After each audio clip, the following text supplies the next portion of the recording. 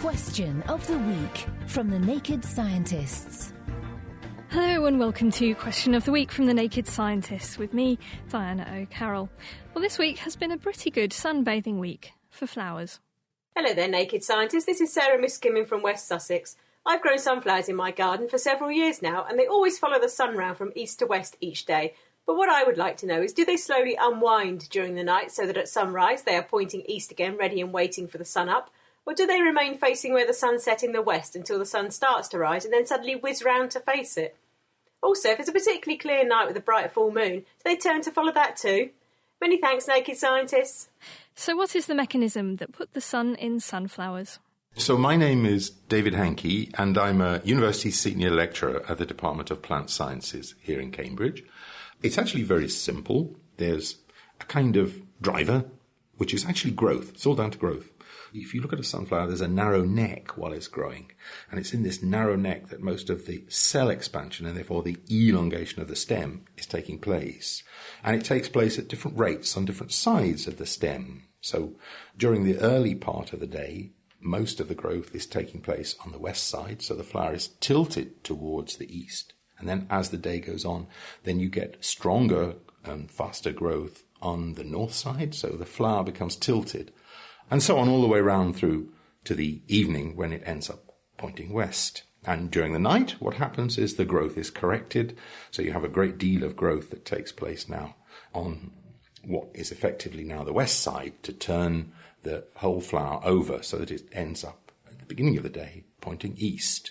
And that pattern is probably driven by a kind of internal clock that's set by the transition at the end of the day from light into darkness, that then starts the whole process of, as it were, west side growth in the flower.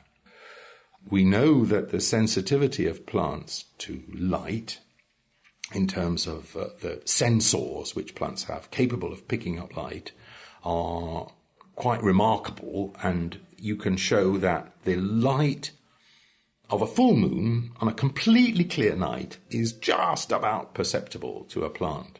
And the problem is that most of the time the moon isn't full. Sunflowers do unwind at night using the same alternating growth mechanism, and it is possible that they could follow a full moon too.